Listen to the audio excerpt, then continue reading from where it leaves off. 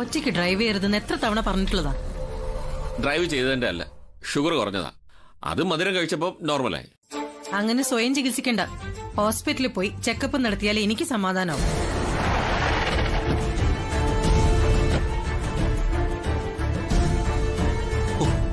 അച്ഛനാകെ പേടിപ്പിച്ചു കളഞ്ഞല്ലോ. ഫോണിൽ വിളിച്ചിട്ട് കിട്ടാതെ വന്നപ്പോ രവീന്ദ്രൻ സാറിന്റെ വീട്ടിലേക്ക് അന്വേഷിച്ചു പോകാൻ തുടങ്ങിയതാ. അപ്പോഴാ അമ്മ വിളിച്ച് ആൾ ഇവിടെ എത്തിയെന്ന് പറഞ്ഞത്. ആനന്ദേട്ടന്റെ ജോലിഭാരം കുറയ്ക്കാനാ ഓരോരോ ഉത്തരവാദിത്തം നിങ്ങളെ ഏൽപ്പിച്ചത്. എന്നിട്ടും റെസ്റ്റ് എടുക്കാൻ പറ്റുന്നില്ല എന്ന് പറഞ്ഞാ അത് കഷ്ടമാ. ഇത് അവന്റെ കുറ്റമല്ല, ഡ്രൈവറെ കൂട്ടിവിടാന്ന് പറഞ്ഞതാ. ഞാനാ സമ്മതിക്കാത്തത്. ഡ്രൈവ് ചെയ്യുന്നതിനിടയിൽ തലർക്കം വന്നിരുന്നെങ്കിലോ? ഇതിപ്പോ ഏതൊരു പെൺകുട്ടി കണ്ടുകൊണ്ട് അവളുടെ വീട്ടിൽ കൊണ്ടുപോയി ശുശ്രൂഷിച്ചു. എന്താ അച്ഛാ സംഭവിച്ചത്?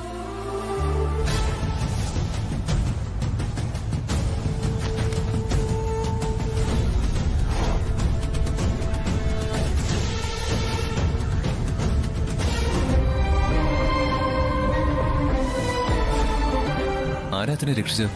രവീന്ദ്രന്റെ അടുത്തുള്ള വീട്ടുകാരാണ്. എന്നെ രക്ഷിച്ച പെൺകുട്ടിയെ കാണാൻ പറ്റിയില്ല. എന്തോ ആവശ്യത്തിന് പുറത്തുപോയെന്നാ പറഞ്ഞത്. ഏതായാലും നല്ല മനുഷ്യരാ. അല്ലെങ്കിൽ ബാഗിലുണ്ടായിരുന്ന 30 ലക്ഷം രൂപ കൈക്കലാക്കിയനെ. കിട്ടില്ല എന്ന് പറഞ്ഞാ പോരെ?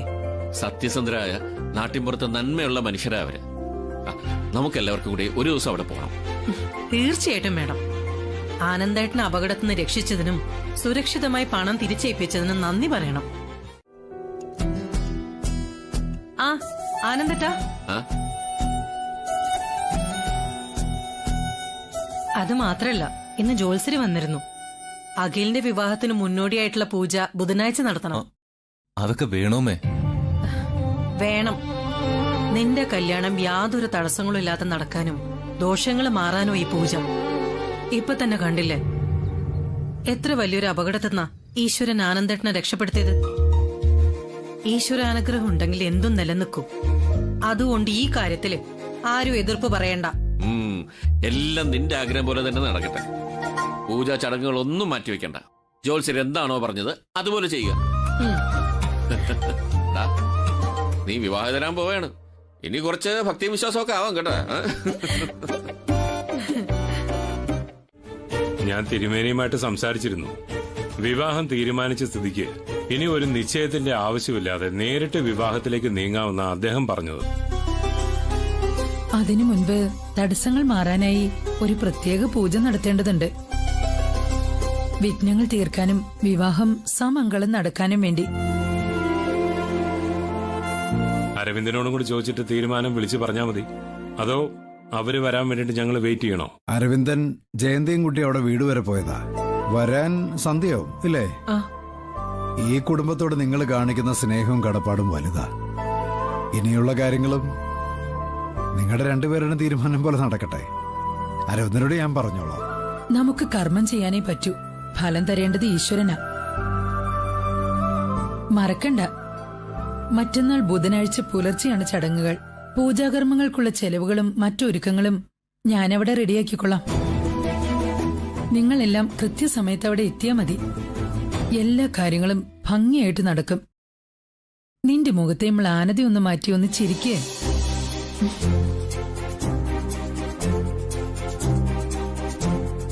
ഞങ്ങൾ ഇറങ്ങട്ടെ. ശരി. എന്റെ കൃഷ്ണ, ശ്യാമയുടെ വിവാഹ തടസ്സങ്ങളൊക്കെ മാറി വിവാഹം മംഗളകരമായി നടത്താൻ അനുഗ്രഹിക്കണേ ഭഗവാനെ.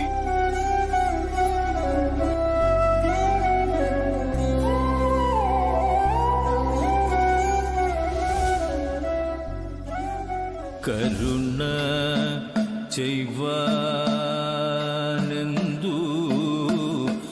താമസം കൃഷ്ണ കഴലീണ കൈ തൊഴും കരുണ ചെയ്വാനെന്തു താമസം കൃഷ്ണ കഴലീണ കൈ തൊഴും കൃഷ്ണ. ഇതെന്ത്? ഇവിടെ വരുന്നവർക്കെല്ലാം നിങ്ങളാണോ മാല കെട്ടുന്നേ? അല്ല, ഏതോ ഒരു കോടീശ്വരനായ പയ്യന്റെ വിവാഹ തടസ്സം നീങ്ങുന്നതിനുള്ള ചടങ്ങാ. അവർക്ക് വേണ്ടിയുള്ള പൂമാലകളാ തയ്യാറാക്കുന്നത്. ഇതെന്റെ മോള. ഇവളുടെ വിവാഹം ഉടനെ നടക്കും. അതിനു മുന്നോടിയായിട്ട് വിഘ്നേശ്വര പൂജയും ഭഗവാന് മാല സമർപ്പിക്കുന്ന ചടങ്ങ് നടത്താൻ വേണ്ടി വന്നതാ. ഇന്ന് പുലർച്ചെ നടക്കുന്ന 2 ചടങ്ങുകളും യാതൊരു തടസ്സമില്ലാതെ വിവാഹം നടക്കാനാണല്ലേ? ശ്രീകോവിലിൽ സമർപ്പിക്കേണ്ടത് പൂമാലയാണ്. ആ, ഇതുടനെ കെട്ടിത്തീരും. അത് നമുക്ക് ചടങ്ങിന് കൊടുക്കാലോ. ശ്രീകോവില് തുറക്കുമ്പോ പ്രതിഷ്ഠയില് ചേർത്താൻ എന്റെ ഈ തുളസിമാല മതി. മോളെ, ക്ഷേത്രകുളത്തെ മുങ്ങിക്കുളിച്ച് ശുദ്ധി വരുത്തിയിട്ട് വേണം മാല സമർപ്പിക്കാൻ, കേട്ടോ? ഇത് നിനക്ക് മാറ്റി ധരിക്കാനുള്ള വേഷം. ശരി.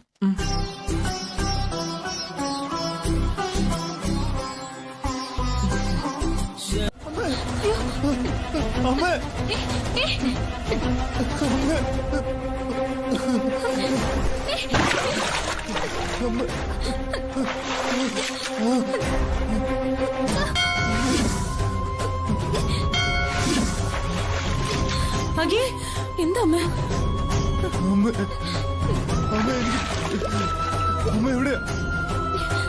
കറണ്ട് പോയില്ലേ? അക്കിക്ക് എന്തോ സംഭവിച്ചിട്ടുണ്ട്. അവൻ കുളിക്കാൻ പോയിരിക്കില്ലേ? അഖി, പേടിയാവുന്നമ്മേ.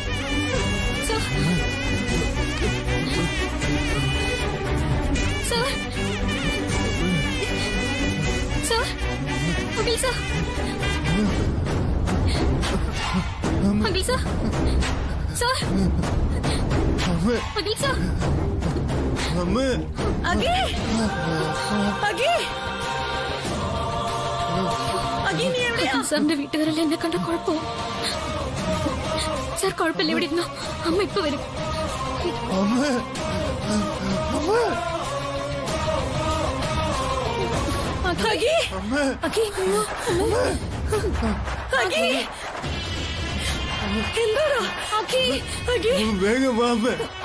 പറ്റിയോ? പിടിച്ച മോളെ. അഖി, മോനെ, നിനക്ക് എന്തെങ്കിലും പറ്റിയോടാ? അമ്മേ, ഞാനിവിടെ കുളിക്കാൻ വന്നപ്പോ കറണ്ട് പോയി. അപ്പൊ ഞാൻ വെള്ളത്തിൽ വീണത് ഓർക്കുന്നുണ്ട്. എന്റെ ഈശ്വര, ആരോ എന്നെ വെള്ളത്തിൽ നിന്ന് രക്ഷിച്ചു. അതൊരു സ്ത്രീയാ. അവരെന്നെ കാണുന്നതിന് മുൻപ് ഇവിടുന്ന് രക്ഷപ്പെടും. ഭഗവാനെ, നീ കാത്തു മോനെ.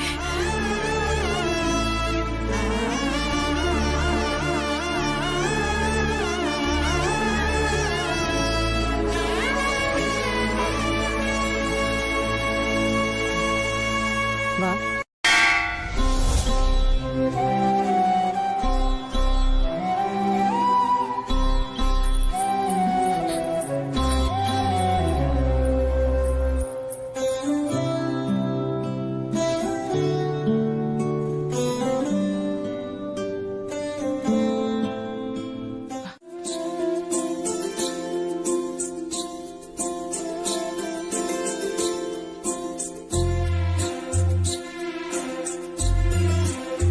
നക്ഷത്രം നേരത്തെ പൊങ്കാല തയ്യാറാക്കിയിട്ടുണ്ടോ? ഇത്ര ഭക്തിയും വിശ്വാസമുള്ള നക്ഷത്രയോട് അത് ചോദിക്കേണ്ട കാര്യമുണ്ടോ അമ്മേ? എല്ലാം ഇവിടെ ഒരുക്കി വെച്ചിട്ടുണ്ട്. ഞാൻ സഹായിക്കണോ? അതിന് നിനക്കറിയോ? അല്ല, പഠിക്കാലോ. അതൊന്നും വേണ്ട. ഇത് നക്ഷത്ര തന്നെ തയ്യാറാക്കിക്കോളൂ. ഇതിന്റെ പൂർണ്ണതയാണ് നിങ്ങളുടെ കുടുംബജീവിതത്തിന്റെ ആദ്യത്തെ സ്റ്റെപ്പ്. അന്ധമായി ഇങ്ങനെ വിശ്വസിക്കല്ലേ അമ്മേ. നമ്മൾ വിശ്വസിക്കാൻ തുടങ്ങിയ എല്ലാം വിശ്വസിക്കണം. അല്ലെങ്കിൽ ഒരു വിശ്വാസവും വേണ്ട. നമ്മളെല്ലാരും ചുറ്റും നിന്ന നക്ഷത്രയ്ക്ക് ബുദ്ധിമുട്ടാവില്ലേ? ഇടയ്ക്ക് ഐശ്വര്യ വന്ന് നോക്കിക്കോളൂ. മോള് തുടങ്ങിക്കോ. വട പുക അലർജിയാ. ശരിക്കും ചൂടും പുകയൊക്കെ ഏറ്റ് കഷ്ടപ്പെട്ടാലേ അഖിലിന്റെ ഭാര്യ ആവാൻ പറ്റും. ഞാനൊന്ന് റിലാക്സ് ചെയ്യാൻ വേണ്ടി വന്നതാ.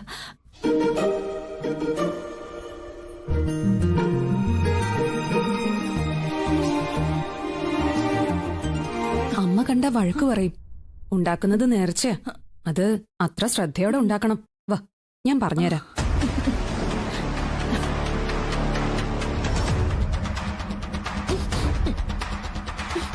ഇതൊരപ്പ ഈ ഐശ്വര്യ മേഡത്തിന് എന്താ നക്ഷത്രം എടുത്ത ദേഷ്യം?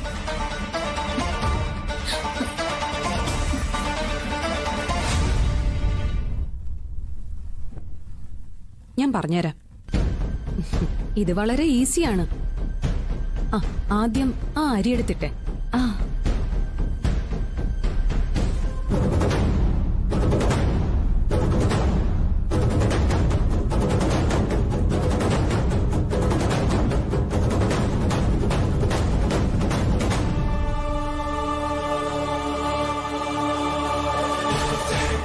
ഇത്രയേ ഉള്ളൂ പരിപാടി.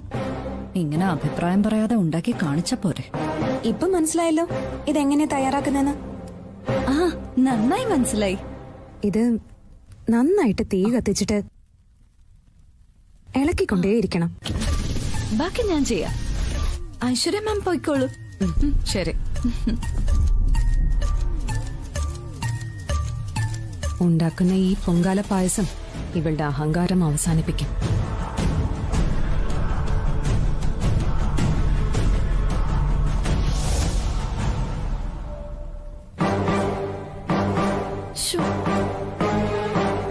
ഈ പൊങ്കാല നിവേദ്യം കൊളാവുമല്ലോ. എങ്ങനെ ഇതൊന്ന് തീർക്കുന്നത്? മൊബൈലിൽ നോക്കാം.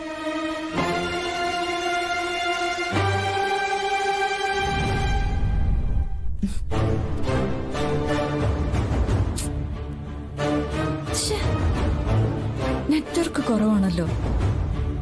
പുറത്തു പോ.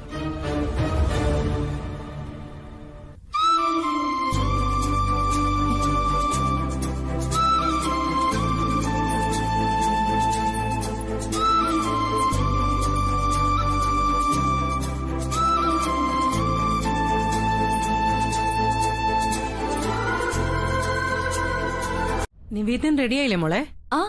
ആയി, അകത്ത് റെഡിയായി.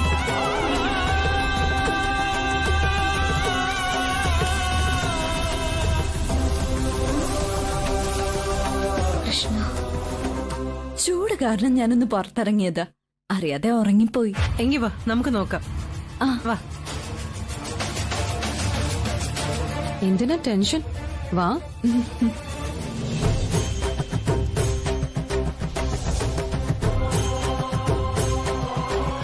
കൃഷ്ണ,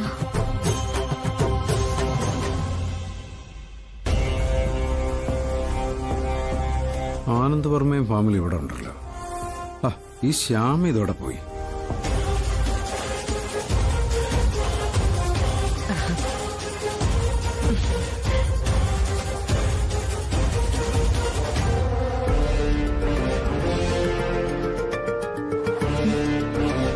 ഇതൊക്കെ ആരാ ചെയ്തേ?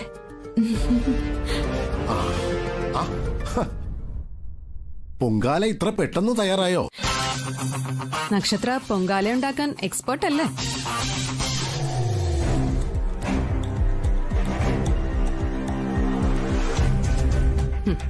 ഇവളുണ്ടാക്കിയ നിവേദ്യത്തിന്റെ ഗുണം അറിയാൻ പോകുന്നതേ ഉള്ളൂ. ഞാനിത് ദേവിക്ക് നേദിച്ചിട്ട് വരാം. വാ.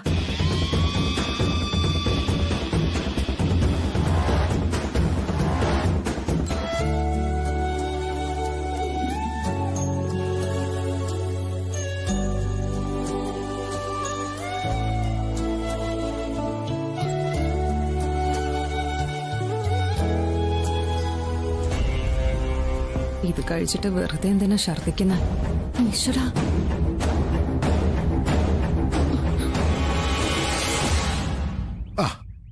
നിങ്ങളുടെ മരുമകളായി വരാൻ പോണ പെൺകുട്ടി തയ്യാറാക്കിയ പൊങ്കാല അതിവിശിഷ്ടമായിരിക്കണു.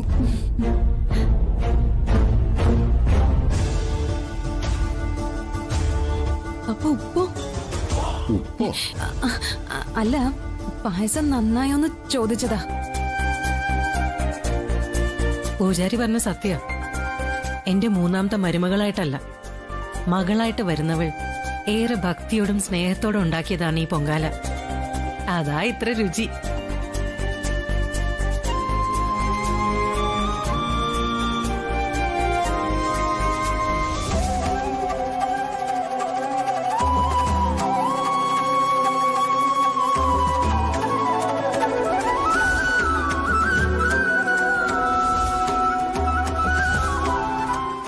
അതൊന്നും മാറ്റണ്ട.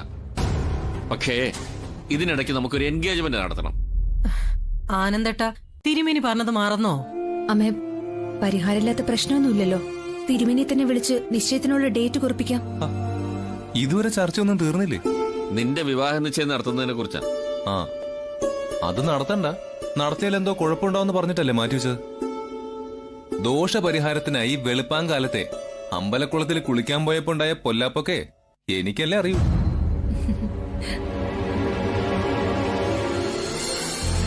നിന്റെ വിവാഹം യാതൊരു തടസ്സങ്ങളും ഇല്ലാതെ നടക്കണമെന്നേ അമ്മ ആഗ്രഹിച്ചിട്ടുള്ളൂ. എൻഗേജ്മെന്റ് നടത്തണമെന്ന് നിനക്ക് ആഗ്രഹമുണ്ടോ? നിങ്ങൾ എല്ലാരും ചേർന്ന് എന്ത് തീരുമാനിക്കുന്നോ അതിന് നിന്ന് തരാൻ ഞാൻ റെഡിയാ. പക്ഷേ അതിന്റെ പേരിൽ ഈ അമ്പലത്തിൽ പോയി ശയന പ്രദക്ഷിണം ചെയ്യണമെന്നൊന്നും പറഞ്ഞേക്കരുത്. പരിഹാരക്രിയകളെ കുറച്ച് ലളിതമാക്കാൻ തിരുമേനയോട് ഒന്ന് പറയണം. എന്നാ എല്ലാവരുടെ ആഗ്രഹം പോലെ നമുക്ക് എൻഗേജ്മെന്റ് നടത്താം. പക്ഷേ എൻഗേജ്മെന്റ് ഡേറ്റ് കുറിക്കുന്ന കാര്യം നക്ഷത്രയുടെ വീട്ടുകാരെ അറിയിക്കണം. നമ്മൾ മാത്രമായിട്ട് ഒരു തീരുമാനം എടുക്കുന്നത് ശരിയല്ലല്ലോ. തീയതി നിശ്ചയിക്കുന്ന ദിവസം അവരിവിടെ വേണം. അത് ഞാൻ നക്ഷത്രയുടെ പപ്പയെ വിളിച്ച് പറഞ്ഞോളാം. അത് കഴിഞ്ഞ് നക്ഷത്രയെ വസുവെന്ന് വിളിച്ചോളൂ. എന്നാ പിന്നെ തിരുമേനിയോട് നാളെ ഇങ്ങോട്ട് വരാൻ പറയാം. ഇവിടെ വെച്ച് എൻഗേജ്മെന്റ് തീയതി കുറിക്കാം. അതെല്ലാം വസുവിന്റെ ഇഷ്ടം. ആദി, അനാവശ്യ സംശയങ്ങളൊന്നും വേണ്ടാന്ന് നിന്റെ ഫ്രണ്ട്സിനോട് പറഞ്ഞേക്കണം കേട്ടോ. ശരി. ഞാൻ കല്യാണത്തിന് ശേഷം പ്രോഗ്രാമിന് ചെന്നില്ലെങ്കിലൊന്ന് അവർക്ക് പേടിയുണ്ട്. അതുകൊണ്ടാ ഓരോരോ കാരണങ്ങൾ എടുത്തിട്ട് കല്യാണം മുടക്കാൻ ശ്രമിക്കുന്നത്. അരുന്ധതി മേഡത്തിന് എന്തിനാ കുറ്റം പറയുന്നത്? അവര് ചോദിച്ച കാര്യങ്ങൾ ശരിയല്ലേ? ആ, പ്രശസ്ത കലാകാരന്മാരായ അച്ഛനും മോനും കേരളത്തിൽ എവിടെയെല്ലാം പരിചയക്കാരുണ്ട്. ഈ പയ്യനെ പറ്റി ആരോടെങ്കിലും ഒന്ന് അന്വേഷിച്ചോ? ജയന്തി, നീ എരുതിയിൽ എണ്ണ ഒഴിക്കല്ലേ? ആ, ഇതാ കുഴപ്പം. ഞാൻ എന്തെങ്കിലും പറഞ്ഞാ അത് അധിക പ്രസംഗം.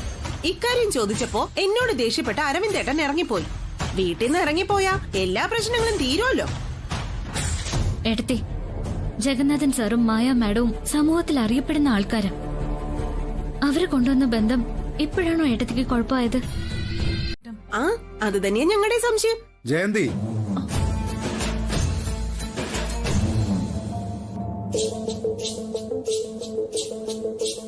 നിങ്ങളുടെ സംശയങ്ങൾക്ക് ഒരിക്കൽ കൂടി ഞാൻ മറുപടി പറയാം.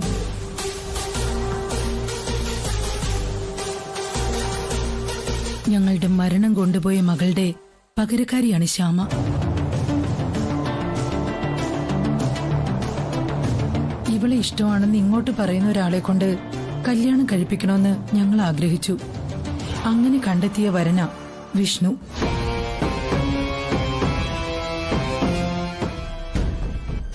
ഇത് ഞങ്ങളുടെ മകളുടെ കല്യാണമാണ്. ഞങ്ങളുടെ കാലശേഷം ഞങ്ങളുടെ എല്ലാ സ്വത്തുക്കളുടെയും അവകാശി ശ്യാമയായിരിക്കും.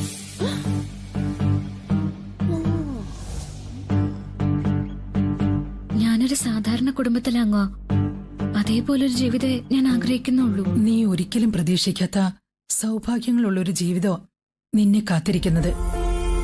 നിന്നെ അവിടെ വരെ എത്തിച്ചാലേ ഞങ്ങൾ കണ്ട സ്വപ്നം യാഥാർത്ഥ്യമാവൂ.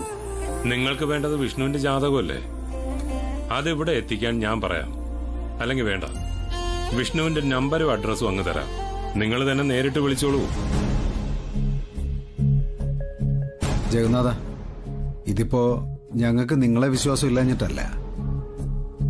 എന്തെങ്കിലും അത്യാവശ്യം വന്നാ സാറിനെയും മാഡത്തിനെയും വിളിച്ച് ബുദ്ധിമുട്ടിക്കണ്ടല്ലോ. ചെറുക്കനെ വിളിച്ചാ പോരെ. ഇനിയിപ്പോ വിഷ്ണുവിന്റെ വീടും ബന്ധുക്കളേക്ക് ഒന്ന് കാണണമെങ്കിൽ ഒരു ദിവസം നമുക്ക് എല്ലാവർക്കും കൂടി അങ്ങോട്ടേക്ക് പോവാം. അതിന്റെ ഒന്നും ആവശ്യമില്ല. എന്നെ മകളെപ്പോലെ സ്നേഹിക്കുന്ന നിങ്ങളെ അവിശ്വസിക്കുന്നു എന്നൊരു തോന്നലുണ്ടാകുന്ന തന്നെ പാപ. മോളുടെ കല്യാണം ഒരു തടസ്സമില്ലാതെ നടക്കണമെന്ന് ഏതൊരമ്മയും ആഗ്രഹിക്കാത്തത്. അതുകൊണ്ട് മാത്രം ജാതകം ചോദിച്ചത്. ഇവരുടെ ജാതകം ഒത്തു നോക്കിയിട്ട് പൊരുത്തം ഇല്ലെങ്കിലോ ഈ വിവാഹം വേണ്ടാന്ന് വെക്കൂ. പരിഹരിക്കാൻ കഴിയാത്ത പൊരുത്തക്കേടുകളൊന്നും ഇല്ലല്ലോ. അങ്ങനെ എന്തെങ്കിലും പരിഹാര പൂജ ചെയ്യണമെങ്കിൽ അത് നേരത്തെ തന്നെ ചെയ്യാം. അതിനാ ജാതകം ചോദിച്ചത്. വാസുവേട്ടാ, വിഷ്ണുവിന്റെ നമ്പർ ഞാൻ അയച്ചിട്ടുണ്ട്. അഡ്രസ് വീട്ടിൽ ചെന്നിട്ട് വിളിച്ചു പറയാം. പിന്നെ ജാതകം അത് വിഷ്ണു തന്നെ ഇവിടെ എത്തിക്കും. വാസുവേട്ട, നമ്മുടെ ബന്ധം എന്നും കണ്ണുനീര് പോലെ തെളിഞ്ഞതായിരിക്കണം. അതിൽ സംശയത്തിന്റെ ഒരു നിഴല് പോലും വീഴാൻ പാടില്ല.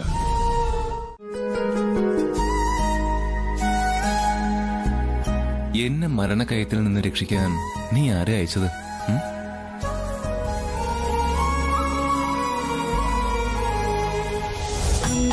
കണ്ണാനിയാട് പീലിതൻ ചേലാട്.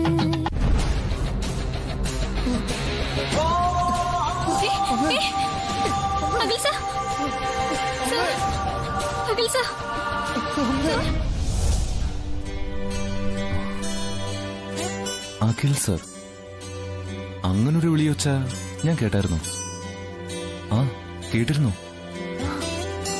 അവള് തന്നെയാ എന്നെ വെള്ളത്തിൽ നിന്ന് രക്ഷിച്ചത്. അപ്പൊ എന്നെ അഖിൽ സാർ എന്ന് വിളിച്ചത് അത് ശ്യാമയുടെ ശബ്ദമാണല്ലോ. യെസ്, ഉറപ്പാ, അത് ശ്യാമയുടെ ശബ്ദം തന്നെയാ. ഇനിയിപ്പോ എനിക്കെങ്ങനെ തോന്നിയതാണോ?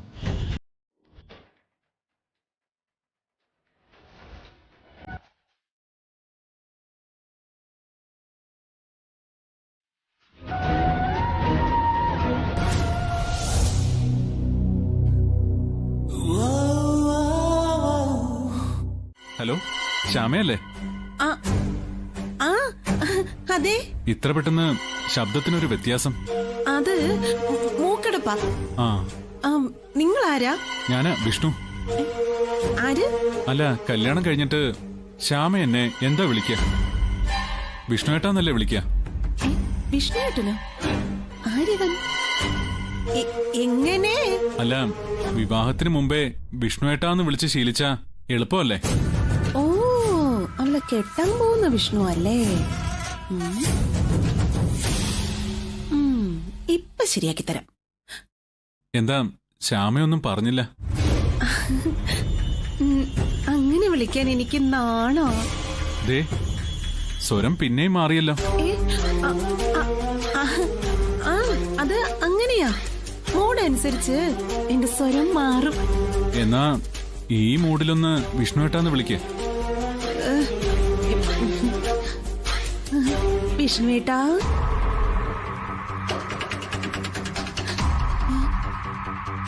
എന്താ ഒന്നും മിണ്ടാത്തെ? ആ വിളി ഇത്തിരി കടുത്തു പോയോ? ഇല്ല, അതെന്റെ ഹൃദയത്തിൽ തറച്ചിരിക്ക. ഇളക്കണ്ട, ഹൃദയേ കീറിപ്പോയാലോ? എനിക്ക് തന്നെ ഭയങ്കര ഇഷ്ടമാണോ? വെറുതെ ഇഷ്ടപ്പെട്ടിട്ട് എന്താ കാര്യം? ഈ കല്യാണം നടക്കാനേ കൊറേ പാടുപെടേണ്ടി വരും. തനിക്ക് വേണ്ടി ഞാൻ എന്ത് റിസ്ക് എടുക്കും. അയ്യോ, അച്ഛനും ഏട്ടനൊക്കെ വരുന്നുണ്ട്, പിന്നെ വിളിക്കാവേ. ഓ, ശരി.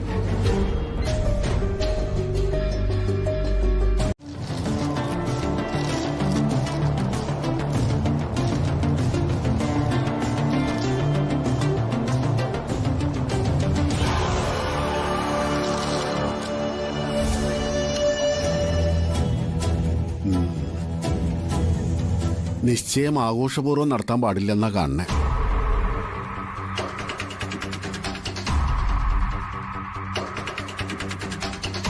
എന്നാൽ ലളിതമായി നടത്താം. ലളിതമെന്ന് പറയുമ്പോഴേ വധുവിന്റെയും വരന്റെയും വീട്ടുകാർ മാത്രം പങ്കെടുക്കുന്ന ഒരു ചടങ്ങ്, അത്രേ ആകാവൂ. ചടങ്ങ് ലളിതമായിട്ടാവാം, അതിനുശേഷം ഒരു ഫംഗ്ഷൻ നടത്തുന്നതിൽ കുഴപ്പമുണ്ടോ?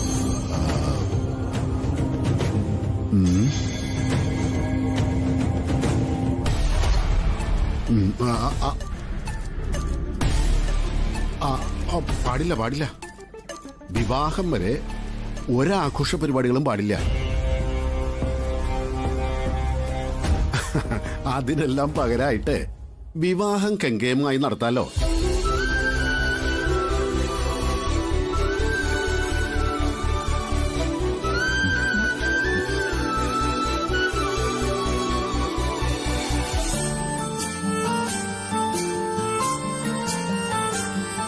തിരുമേനി പറഞ്ഞ പോലെ ചെയ്യാം. ഇനി നിശ്ചയത്തിന് പറ്റിയ തീയതി കൂടി നോക്കട്ടെ.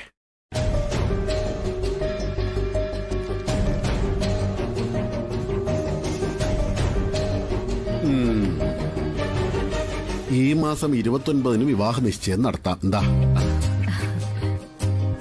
അങ്ങനെയാവാം.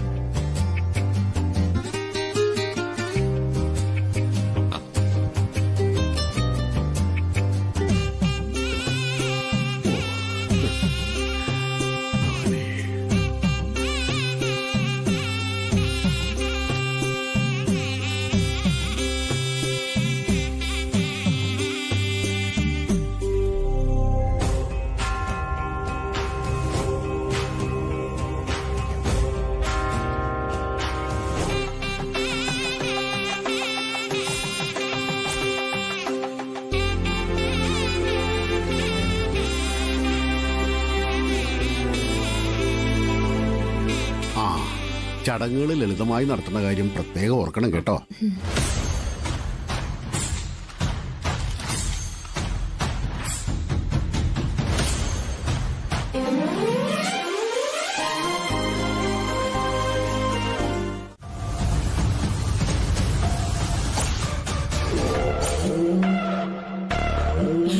ശ്യാമയല്ലേ ഇത്?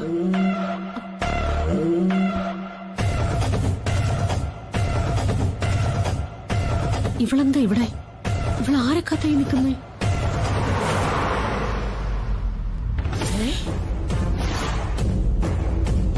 അഖിലല്ലേ ഇത്?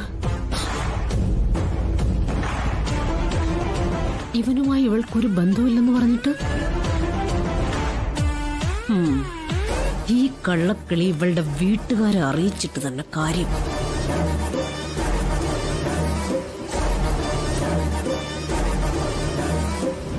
എന്റെ ജീവന്റെ വില ഒരു കൊച്ചു സമ്മാനത്തിൽ ഒതുക്കാണെന്ന് വിചാരിക്കരുത്.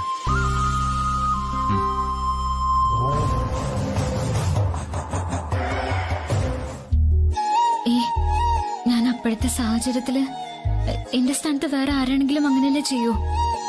അതിന് ഗിഫ്റ്റ് ഒക്കെ ശ്യാമ എനിക്ക് വെറൊരാളല്ലാന്ന് ഓർമ്മിപ്പിക്കുന്നതായിരുന്നു ഓരോ ഇൻസിഡൻസും.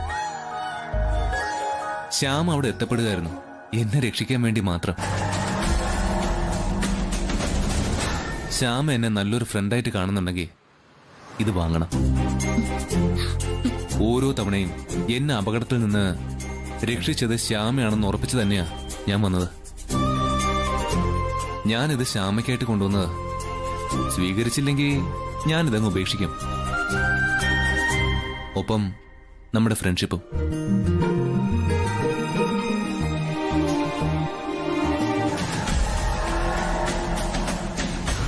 നമ്മുടെ ഈ കൂട്ടുകെട്ട് ആത്മാർത്ഥമാണെങ്കിൽ ശ്യാം ഇത് വാങ്ങും. ഓക്കെ.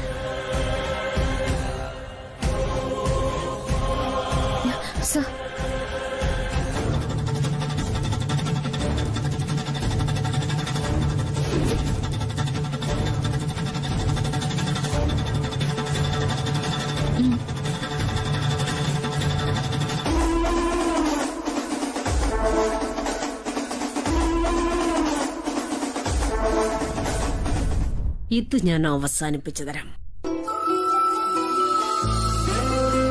തുറന്നു നോക്ക്. ഞാൻ വീട്ടിൽ ചെന്നിട്ട് തുറന്നു നോക്കാം. ഇപ്പൊ ഒന്ന് തുറന്നു നോക്ക്.